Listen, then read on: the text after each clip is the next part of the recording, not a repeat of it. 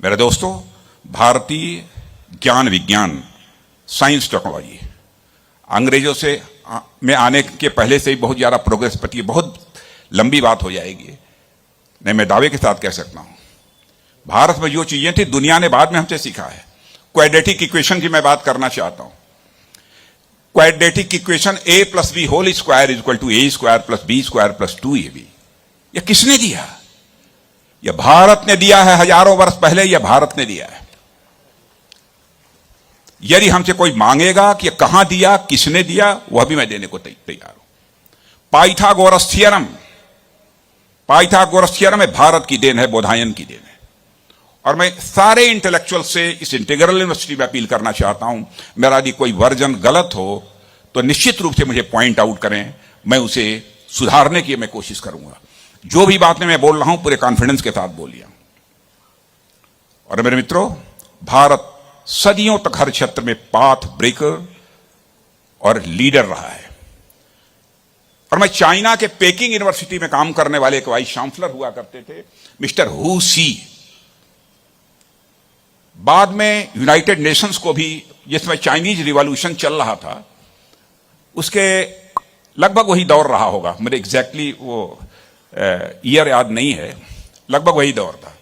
और उन्होंने चाइना को यूनाइटेड नेशन में भी रिप्रेजेंट किया था।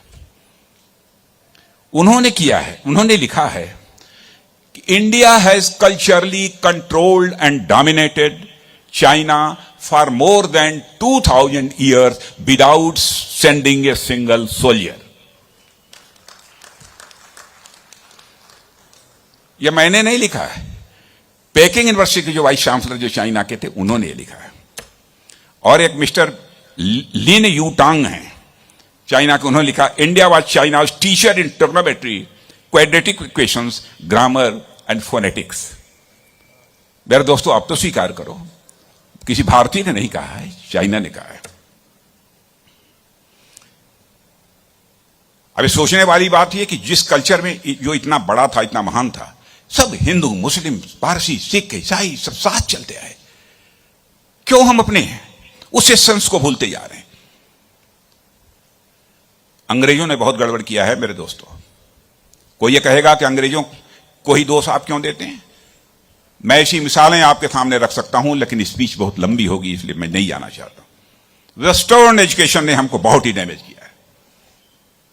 वेस्टर्न एजुकेशन ने तो यह भी पैदा कर दिया, वकील हो तो तुम ज्यादा इज्जतदार हो, जमीन पर काम करने वाले यदि तुम हो, मिट्टी का काम करने वाले हो, तो तुमको वह इज्जत हासिल नहीं हो सकती जो कि ग्रेजुएट, पोस्ट ग्रेजुएट है, तो इंजीनियर, डॉक्टर है, उसको हासिल होगी।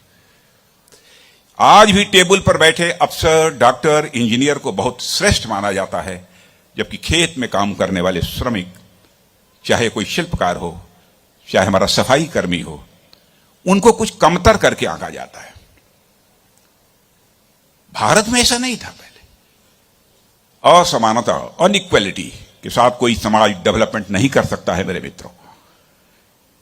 इसलिए इस प्रकार की इनइक्वलिटी की भावना लाना, आज के इक्वलिटी की भावना को लाना आज यह समाज की एक सबसे बड़ी जरूरत है। और आप जिस क्षेत्र में सेवा में जा रहे हैं, उसमें बिना किसी भेदभाव के देश के सभी नागरिकों को समान समझते हुए उन्हें अपनी सेवाएं दें, यह मैं आपसे अपील करना चाहता हूं।